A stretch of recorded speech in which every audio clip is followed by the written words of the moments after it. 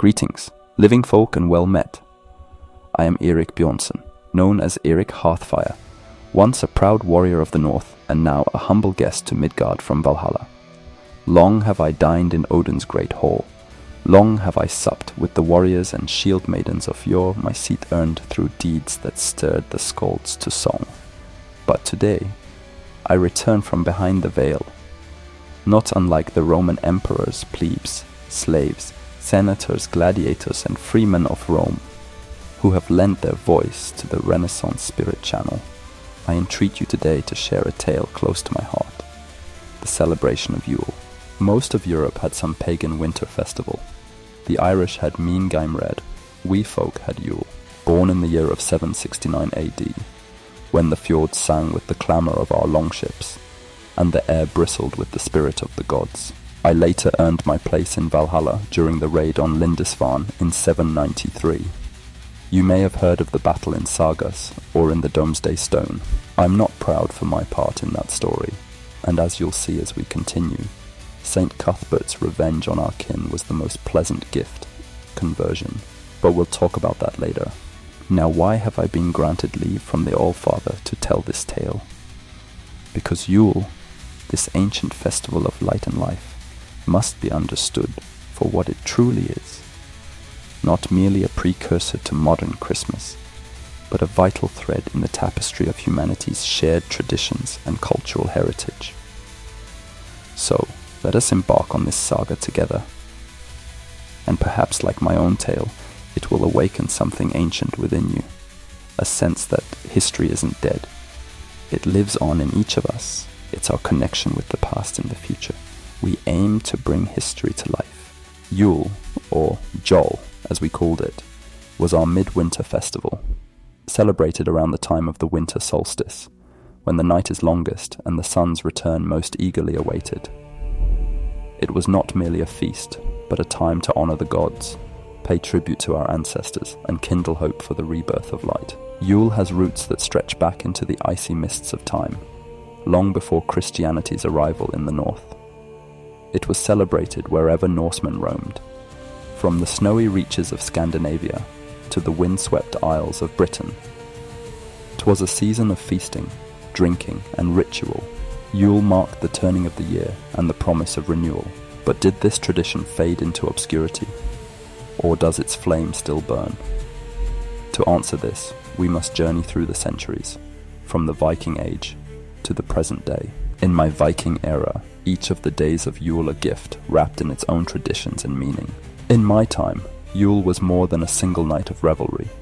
It was a season of celebration spanning many days, each marked with its own events and rituals. Though the exact customs varied from village to village, let me share the common threads that bound us together during this sacred time. In some parts of Viking Europe, like Iceland, trolls were a big part of the Yule celebration, though not the friendly kind you might imagine. These were not creatures of jests and tricks, but fearsome beings that prowled the long, dark nights of winter, reminding us that Yule was not just a time of joy, but also one of vigilance.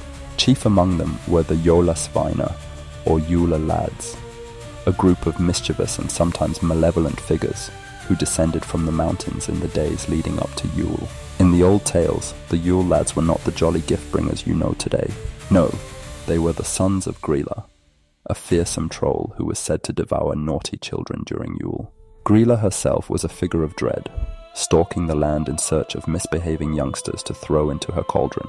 Her companion, the enormous and menacing Yule cat, prowled alongside her, said to feast on anyone who failed to receive new clothes before Yule. This custom, a gift of fresh garments to ward off the Yule cat, became a practical tradition, ensuring everyone in the household was cared for. But even the trolls of Yule changed over time, much like the traditions of Yule itself. As Christianity took root and the old pagan ways softened, the Yule lads became less fearsome and more playful. By the 19th century, they had transformed into mischievous pranksters, each with a unique personality, like Spoonlicker, Window Peeper, and Door Slammer, arriving one by one in the 13 nights leading to Yule. They left small gifts in the shoes of well-behaved children and potatoes for those who misbehaved, a humorous nod to their once frightening origins. Yet even as their roles softened, the Yule lads and their tales remind us of Yule's deeper truths, the importance of kindness, generosity, and facing the darkness with both courage and a watchful eye. For Yule was not only about celebrating the return of the sun, but also surviving the longest nights, when unseen things prowled the edges of our fire's glow. So, as you hang stockings or tuck away gifts for your own holiday traditions, spare a thought for those Icelandic Yule lads and their stern mother Gryla. They are a reminder that even the shadows of Yule hold lessons, and perhaps a little mischief. Skål to that. In most Viking communities, the first day of Yule often began with a blot, a solemn ritual to honor the gods and ancestors. We offered sacrifices, animals, mead or grain at the altar, asking Odin, Thor, Freya, and Freyr to bless us with light, abundance, and protection. This was not merely a ceremony, but a communal act, reminding us of the bonds between the divine, the earth, and our kin. Have you heard of mead, the drink of gods and warriors? It is a golden nectar brewed from honey, water, and yeast, sometimes flavored with herbs, spices, or fruits. Sweet yet potent, mead warms the spirit and lifts the heart, a fitting companion for Yule feasts and tales by the fire.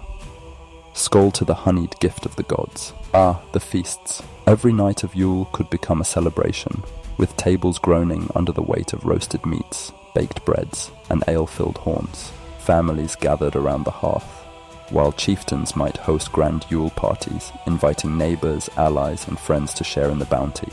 These feasts weren't just for eating, they were for storytelling, singing, and making merry. Around the solstice, we honored the return of the sun with fire. Great Yule logs were lit and burned slowly, symbolizing the light's victory over darkness. Some clans would hold torchlit processions through the village, while others kept a single candle burning in the hall as a beacon of hope. Wassailing, yes, even we Vikings knew how to wassail. This was the act of going door to door, singing songs and offering blessings in exchange for food and drink. It was a way to spread cheer, build bonds within the community, and ensure no one was left to face the winter alone. A tradition that should be brought back in your modern era. Too many of your warriors are alone. On one of the central nights of Yule, we gathered for the Night of Oaths, a solemn moment where warriors, leaders, and common folk alike would swear their intentions for the coming year. These oaths were made before the gods and the assembled community, binding our words with sacred weight. To break an oath sworn during Yule was to risk the wrath of the gods. Some days were given to sport and competition. We held games of strength and skill wrestling, archery, and feats of endurance. Some clans even reenacted the Wild Hunt, a mythical procession led by Odin, with costumed riders galloping through the night as a sign of reverence and play. Ah, and let's not forget the gifts.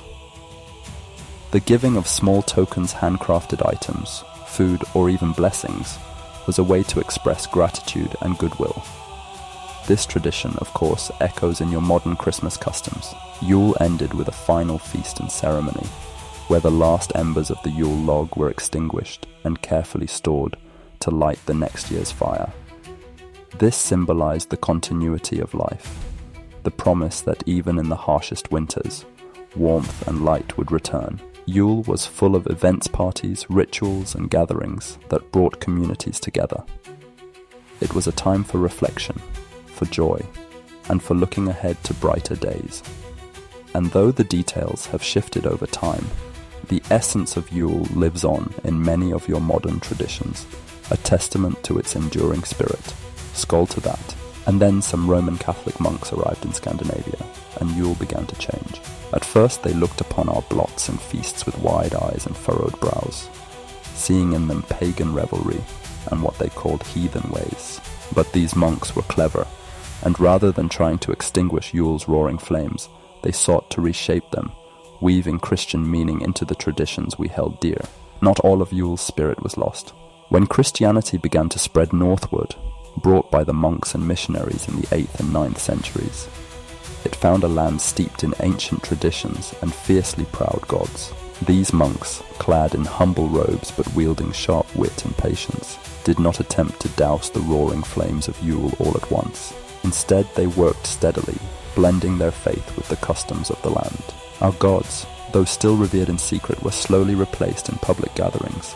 The wild hunt, led by Odin's spectral host, was whispered to be the workings of dark spirits or demons, while the sacred oaths we swore at Yule's heart were encouraged instead to honor the teachings of Christ and the Virgin Mary. Even the great evergreen trees, which we adorned as symbols of life's endurance, were now said to point heavenward, reminding us of salvation. Over the course of several generations, nearly 300 years, the Viking pagan ways of old gradually gave way to Catholicism. It was not a swift conquest, but a slow weaving together of the old and new. By the 11th century, the gods of Asgard had begun to retreat from public worship, replaced by the Christian saints and the Virgin Mary. But many of the Yule traditions persisted, though their meanings were altered. The great Yule feast, once held to honor the gods and ancestors, became a celebration of Christ's birth. The Yule log, symbolizing Thor's fiery protection, was said to represent Christ's light driving out the darkness of sin. The monks tied our 12 days of Yule to their own liturgical calendar, creating the framework of what you now call the 12 days of Christmas. Even the sacred evergreen tree, once adorned as a sign of life's endurance through winter's death, became a Christian symbol of eternity, pointing heavenward. The wild hunt, Odin's spectral procession, was recast as either dark spirits to avoid or divine omens sent by the Christian god. The oaths we swore at Yule feasts were encouraged to honor Christian virtues and commitments, aligning our sacred promises with their faith. Yet the monks were careful. They did not demand the end of our traditions outright, but reshaped them, allowing the people to keep the feasts, fires, and community while gradually shifting their spiritual focus. And so, the Yule of my time did not vanish, it transformed. The Vikings embraced the new faith, but the spirit of Yule, with its celebration of light, warmth, and kinship, endured. It was not a sudden change, no. These monks knew better than to demand we abandon our ways overnight. Instead, they worked steadily, planting the seeds of Christian tradition into the fertile soil of Yule. And we, like a field ploughed and sown in the spring, began to change with the seasons. The monks brought their own feasting days, their processions of candles and hymns, which blended with our own customs. What emerged was something new, a Yule that honored both the old gods and the new, though the balance shifted more and more toward the Christian faith. Even as the gods of Asgard faded from the songs sung by our descendants, the essence of Yule remained. Feasts, fires, and community endured, transformed but never erased. And so, as you prepare your own holiday celebrations, remember that the roots of your Christmas reach deep into Yule's frozen earth, where our Viking hearts still beat in the warmth of Hearthfire. Skål to that, and to the enduring light of our shared traditions. But then came the Reformation, and with it, suspicion of anything deemed too Catholic or festive or pagan. Yule suffered under austere Protestant rule, particularly in puritanical England, where even Christmas itself faced bans, as it did later in your New England, under Pilgrim and later Puritan leadership. Yet in Scandinavia, the old ways proved resilient. The Yule goat, for example, survived as a symbol of fertility and protection, evolving into a charming figure in modern festivities. Today, Yule lives on in surprising ways and is started on the winter solstice, the shortest day of the year, and is celebrated for 12 days. In Scandinavia, the word jul still refers to Christmas, and traditions like the julebord, a lavish holiday feast, continue to bring families together. Unlike a smorgasbord, which is a buffet served year-round, the julebord is distinctly tied to the festive season, laden with meats, fish, and sweets. The julebord, the heart of our Yule celebration, a feast fit for gods and warriors alike. It is no ordinary meal, but a lavish spread of abundance and tradition, a reminder that even in the darkest winters, life's pleasures endure. On the julebord, you'll find treasures like smoked salmon, pickled herring, and roast pork, alongside hearty dishes such as Jansson's frestels, a creamy potato casserole that warms the soul. There are breads, cheeses, and a sweet rice pudding we call risgrøt, often hiding a single almond within to bring luck to its finder. Unlike the smorgasbord you might know, which is served throughout the year, The julebord belongs solely to Yule, steeped in the spirit of the season. We gather around it with family and kin, toasting with aquavit or steaming mugs of glögg. In every bite, in every drink, the julebord sings of abundance, community, and the enduring light that Yule promises to bring. It is a feast that binds us, a tradition as old as the fjords. Aquavit, a drink worthy of warriors and a staple of our Yule feasts. This fiery spirit, whose name means water of life, aqua vitae in Latin, is distilled from grains or potatoes and flavored with a mix of spices and herbs, most notably caraway and dill. Its bold, bracing flavor cuts through the richness of the julebord dishes, making it a perfect companion to smoked fish, pickled herring, and hearty meats. Aquavit is more than a beverage, it's a tradition.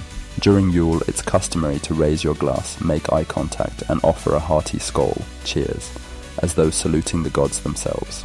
Drinking aquavit warms the body and the spirit, a fitting tribute to the light returning after the longest night. It's no mere drink. It's a taste of the north distilled into liquid courage. Let me tell you of glögg, a drink that warms the body and cheers the spirit, especially during the long dark nights of Yule. Glögg is a spiced mulled wine, a sweet and aromatic concoction beloved in the north. We take red wine and heat it gently, infusing it with spices like cinnamon, cloves, cardamom, and ginger. Sometimes we add orange peel, raisins, and almonds, letting the flavors mingle as it simmers. To give it the Viking's bite, a splash of aquavit or brandy often joins the mix. The result, a drink as festive as the Yule log's fire, served steaming in mugs to stave off winter's chill. Now, glögg is but one branch of the mulled wine family tree, its roots stretching far across Europe. In the German lands, they have Glühwein, which translates to glowing wine, a fitting name for a drink that warms you from the inside out. Like glögg, it's a spiced and heated wine, though Glühwein tends to be less sweet and without the added spirits. Further afield, you'll find variations like the vin chaud of France or the negus of Old England. Mulled wine itself is an ancient tradition, its origins traced back to the Romans, who would heat and spice their wine to preserve it and make it more palatable in colder climes. As the practice spread northward, it mingled with local customs and ingredients, evolving into regional specialties like the glögg we enjoy today. In every sip, you taste not only the spices, but the history a toast to the resilience of tradition and the joy of shared warmth in the darkest days of the year. Skål.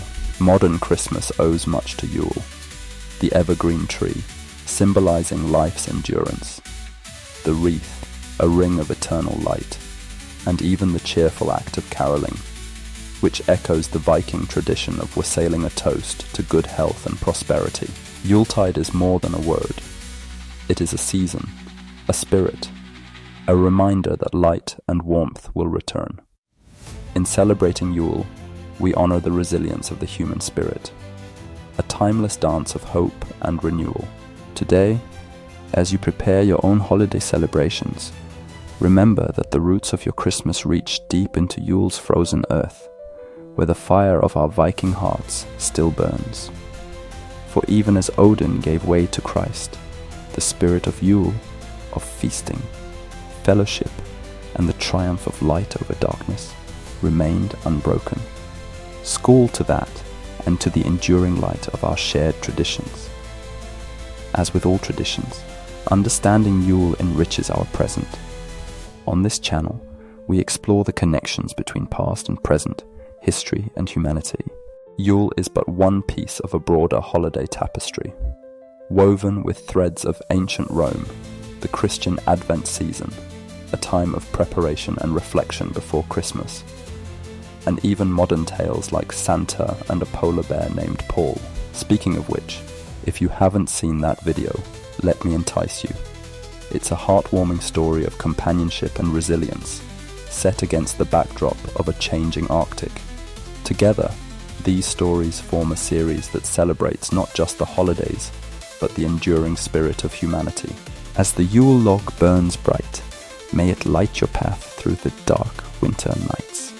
Thank you for watching this video on Yule, a celebration of the past, the present, and the promise of what's to come. Renaissance Spirit, our channel, is dedicated to exploring history, culture, and the liberal arts to build a just, equitable, and compassionate world. From the Roman Empire to Norse sagas, our mission is to illuminate the human journey and inspire you to embrace a life of learning and growth. If you enjoyed this video, find the treasures in our other videos, share your thoughts, and subscribe to join our community. Take the quiz to see if you embody the Renaissance spirit, and live it with us. Before I am carried back to Valhalla to rejoin the other honored dead by the Valkyries, let me regale you with a saga for Yule, when night's cold breath lays heavy on the land, and shadows creep like frost upon the hand. The hearth's warm glow defies the winter's might, a beacon of hope through the longest night. Odin's eye watches, the Yule log burns, the wheel of time ever slowly turns. Raise your horn to the gods, to kin, to life, to light reborn, to the end of strife. For though the night is vast and deep, the sun's return is ours to keep. So feast and sing, let your spirit soar, for Yule is here forevermore.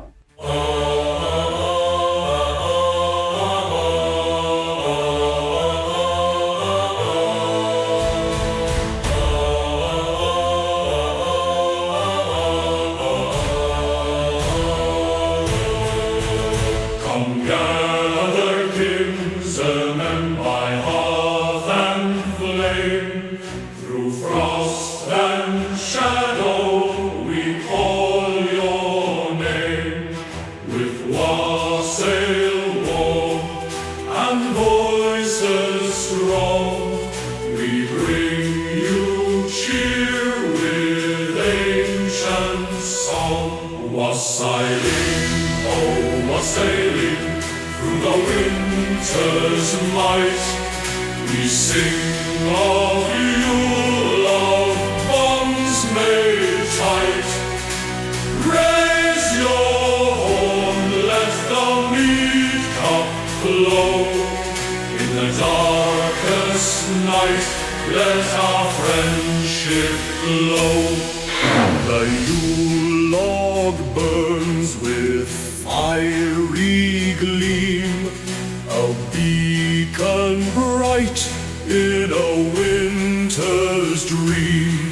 Through snow-clad fields our footsteps tread, no soul shall hunger, no heart unfed. Wassailing, oh wassailing, through the winter's might, we sing of Yule, of bonds made tight. Raise your horn, let the mead cup flow. In the darkest night, let our friendship glow. From halls of gods to homes of men, the spirit of Yule shall rise again. For though the ages turn and fade, the ties of kin shall not be swayed. Wassailing, oh wassailing, through the winter's might, we sing of Yule, of bonds made tight. Raise your horn, let the mead cup flow. In the darkest night, let our friendship glow. To every door a song we bring, to every hearth a blessing sing. Let not your warriors stand alone, for every shield is stronger grown. Wassailing, oh wassailing, through the winter's might, we sing of Yule, of bonds made tight. Raise your horn, let the mead cup flow. In the darkest night, let our friendship glow. På julenatten lyset stiger i vänskapets ånd. Hoppet stiger fra gamle skikker til julefred. Vi synger en dag som aldri er levd.